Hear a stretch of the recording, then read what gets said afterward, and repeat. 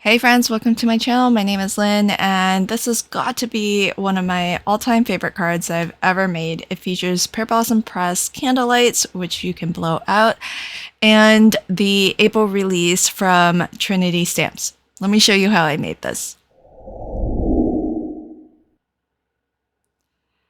To start, I am going to create a galaxy background. I made a lot of space themed cards for the Trinity Stamps and Pear Blossom Press Creativation Show.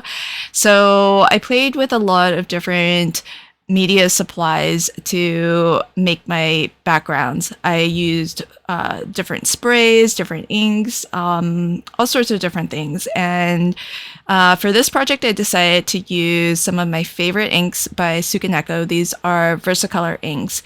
And I'm using my favorite blending buddies from Trinity Stamps. Really love the blending buddy brushes because they are domed and they're large. So if you're going to make a big background like I am, and in fact, this is basically half a sheet of US letters. So I'm going to cut this down and actually turn it into two A2 size backgrounds. But the larger brush is really great because you can cover a larger area a lot more quickly. And I'm trying to keep in mind that I will actually cut this in two. So I want to make sure that the bright spots, which is where I like to start, I like to put down my brighter colors first.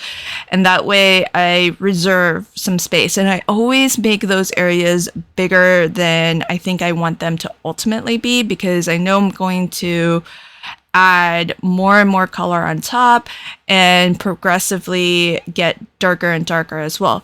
But the beauty of using a pigment ink, kind of like Versacolor, is that it is an ink that sits on the surface. So it's possible to still layer some of those brighter colors towards the end, and you're going to see me do that to help brighten up those areas if they get a little bit too lost as you build up your layers.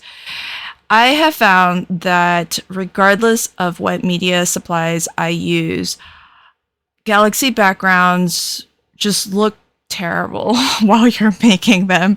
They kind of look like a hot mess, and they, for me anyways, have always been a challenge until I just realized that I need to trust the process, make sure I have some light areas, make sure I have some dark areas, and just stick with it until the end. Because a lot of times it's not until you get your full card together that it really feels like a galaxy. Because once you have the focal image and your sentiment and everything on top, a lot of the areas that you feel like you don't like about your galaxy background, they will fade into the background and won't be as prominent.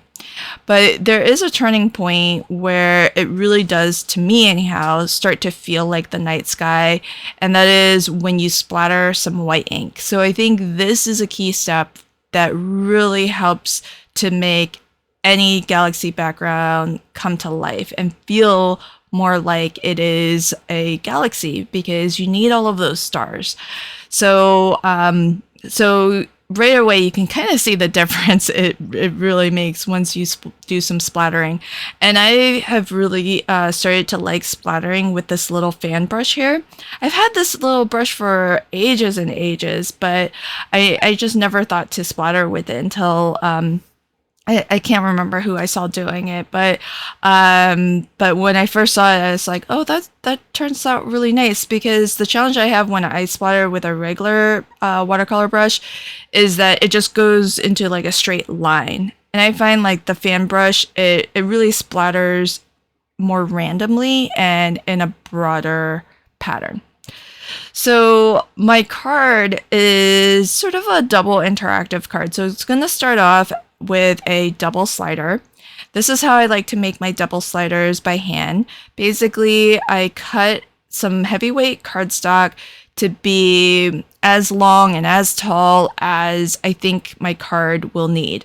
So a lot of this is going to depend on what you want to move and slide and reveal itself. So if you want a full panel to reveal, then maybe your mechanism's going to be larger. If you just need some small bits to pop out, like for my rocket, then you just need something small like this. What I was aiming for was I wanted this mechanism to cover the candlelight, but I need for the light to be sort of visible. Because the story of my card is that the rocket ship is flying through space, it hits an asteroid, and that does some damage to the engine, and it actually causes a fire that you then have to blow out. So I need for that candle, the light portion, and the microphone where it registers that you've blown on it to actually be accessible or visible beyond the ship. Now, for my double slider, I like to use a soft plastic. So, you know how sometimes there's plastic that when you kind of crumple it up in your hand, it makes like a very crinkly noise? That's what I would consider, a more stiff or hard plastic. This is more like if you were to, I think like your Ziploc bags tend to be this nice softer plastic. I just find that this will slide and rotate on this conveyor belt a little bit more smoothly. And all you have to do is just put some double-sided adhesive on one end and glue it into a loop. And make sure that when you close off that loop to form your conveyor belt, that you don't pull too tightly, because you want it to actually smoothly rotate around that, what I call an I-beam, basically. Or you could think of it as maybe like a spool, and your conveyor belt is kind of like thread that is wrapped around the spool. Now this is my pull tab, and I've actually combined multiple layers here. For one, I always make it out of my heavyweight cardstock, which is, I really only have in white. It's 120 pound. But this is a galaxy background, so I wanted to add a black layer on top of that. It just helps to make it sturdier for one, which is nice, but also I think it's gonna look a little bit more seamless against the galaxy background. So here are all of the elements to assemble the card. I've got the candlelight, my double slider mechanism, some acetate, some clear acetate, my pull tab, my galaxy background, the rocket ship, which I've already assembled, the little asteroid, and the fire. And the fire, normally when you're putting together this this rocket ship, it's usually the fire that you would put at the bottom, as it blasts off to to go like into outer space. But I'm going to use it differently. So here's what I've got going on. I'm going to try to position things, dry fit things a little bit, and figure out where everything goes. So I've got my candlelight positioned.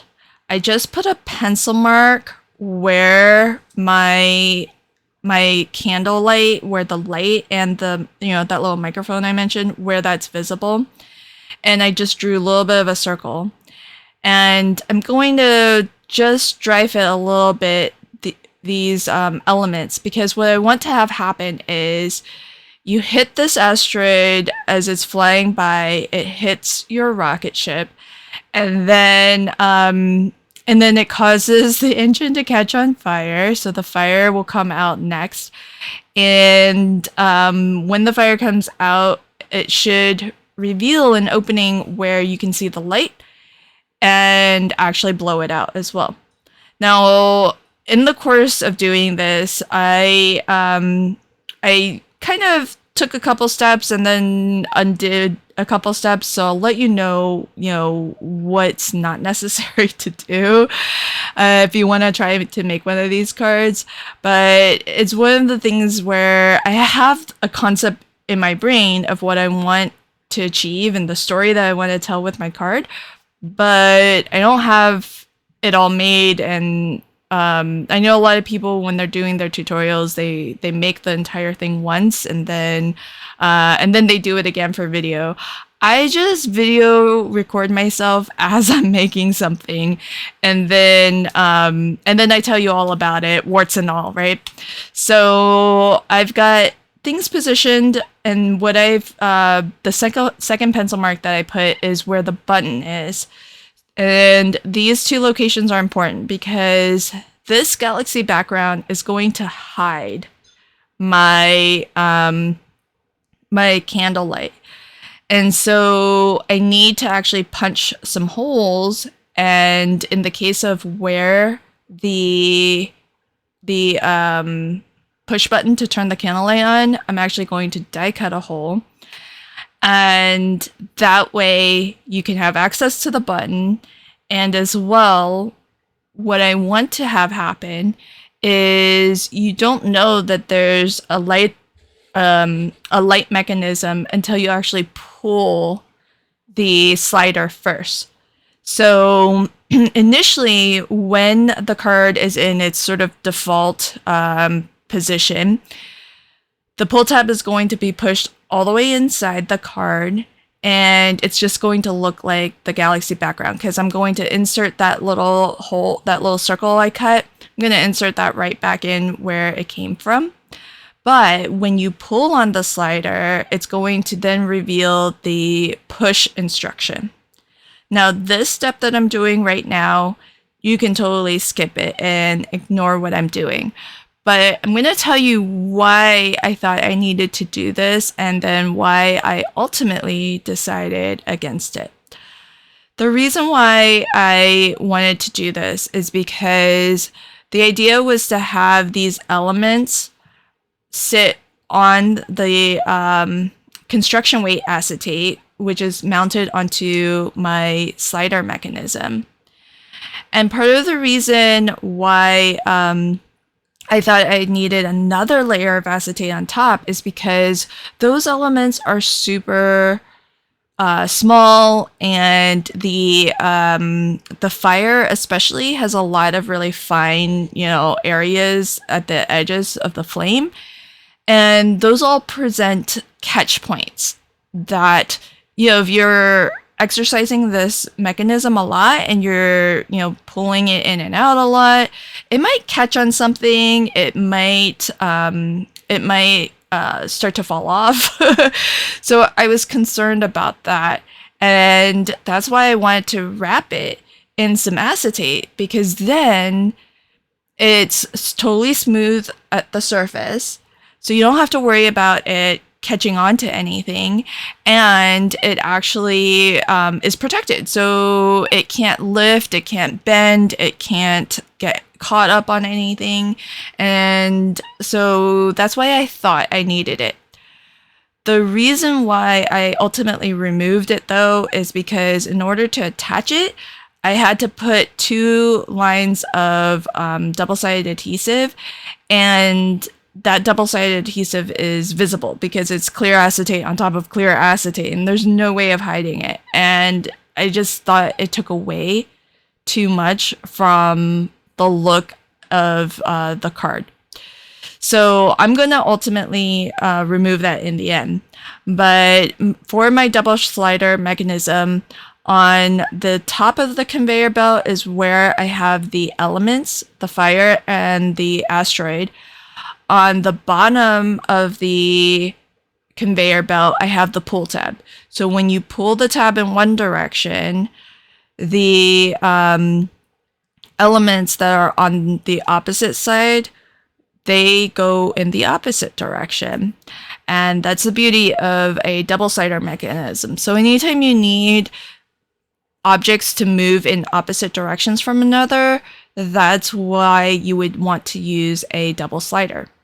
And so I've got just about everything ready. I'm just going to die cut out. You could punch, if you have a circle punch, a little half circle here. This helps you get access to your pull tab a little bit easier. I like to punch it out of the top layer as well as the card base layer, and that way you can really grab the pull tab, from the top and the bottom of it. It just makes it a lot easier to pull and grab onto. And I'm really happy that this card held up also for the entire weekend. So I think it was 2 days of the show booth, and this card, I think, I wasn't there at the booth the whole time. Quite a bit of a slacker when I was there. I was visiting a lot of booths and walking around and enjoying the show. Big thank you to Amanda for giving me that opportunity. But I know that Micah had a blast showing off this card, and I was really thrilled to hear him tell me that he really enjoyed like showing it off. And so that really made me proud of it, and it held up the whole show. So the construction of this, I can say it holds up pretty well. So even if you have a kid who likes to really play with an interactive card a lot, this should hold up just fine. Just make sure you're using like good quality adhesives like the World's Best Foam Tape by Pear Blossom Press. This stuff is awesome because for the first half hour or so that you put it down, it's actually removable. And so you can actually peel it back up without it ripping your cardstock. And once you've given it enough time to cure and set, it will become permanent. And so it's really fabulous for that reason. So the other thing that I needed to do was I want this acetate to actually, because of the layers and what has to hide, what has to go in each layer so that it's the mechanism's hidden. This acetate actually needs to thread through to the front of the card.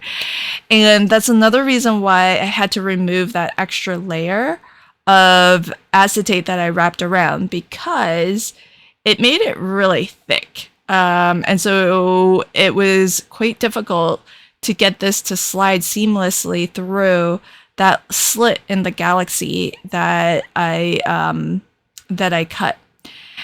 And I did cut that at an angle, partly because I think it's going to be a little bit less noticeable that the cut is like a diagonal, and partly because I thought maybe I could use the rocket ship to hide that as much as possible.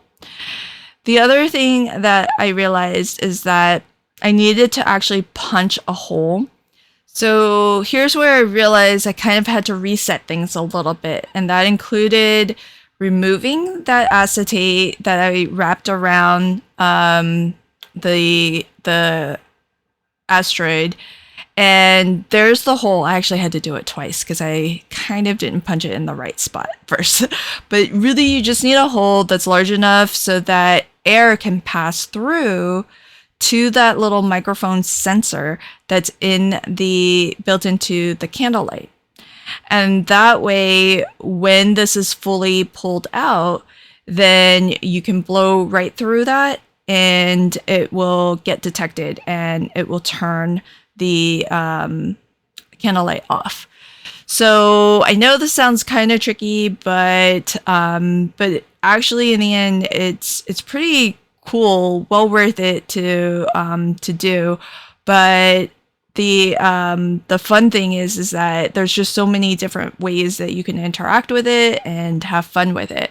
And I just want to make sure that I'm testing things so you can see when I have this lined up that that hole is right through to the microphone or the candle light. And once everything looks lined up, I can just remove the liner off of the World's Best Foam Tape. And you can see me testing this a lot because every step of the way, I like to just really double check that everything is in its place and that it all still works. And so here you can see I had to even lift that a little bit and totally okay. So this all works really great. Now, one of the things that I did do is I ran the fire and this little asteroid through my sticker maker. and that actually puts adhesive like edge to edge. So that helped to really stick it down nice and tight, and I think that helps to avoid any lifting. And I trimmed off the excess acetate because I don't really want too much of it visible, to be honest. You know, I want it to be kind of minimal because you can definitely see it, but I still want it to be as minimal as possible. And so the last thing I need to do is just position these last few elements. So I am just going to temporarily put my space shuttle there. And you can kind of see that I've got, once you pull the pull tab out, I have the push here. And the reason why I cut this out with a circle is because I knew that that size circle fit exactly that push here stamp. And so it's really, really perfect. Now, I don't know why I positioned push here so that you read it in that particular direction, because I always knew I would be pulling this to the left. So I did actually redo that. I just stamped and die cut another push here circle, and I glued it on so that you can actually read it in the correct orientation.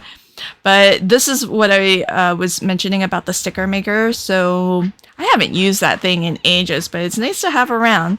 And I did also punch a hole out of my out of the fire, because again, you need that air to pass all the way through to the candlelight microphone. And so now that everything is, I've got all the elements, I wanted to just double check everything, and it all works. So here's my final card. It's a double slider. So when you pull this out, it shows that this asteroid hit you. Your has a push here for showing that now your engine is on fire, and then you can blow that out and fix your ship. I really had a lot of fun with this. It was so much fun to put together. I did spruce it up a little bit with some extra confetti bits by Trinity Stamps. I added the earth down in the corner there, and it just helps to bring the whole scene together when you add all of these little extra details. I didn't feel like it needed a sentiment, so I did leave that off. This is a card that I'm going to keep for myself because I just had a lot of fun making it. I had a lot of fun with the story of it in my head, and it was really amazing to be able to bring it to Creativation and have so many people see it. So I hope you like my card today, and I'll leave links to everything in the description box below. Thanks for checking out my video, and until next time, happy crafting and have a fabulous day. Bye.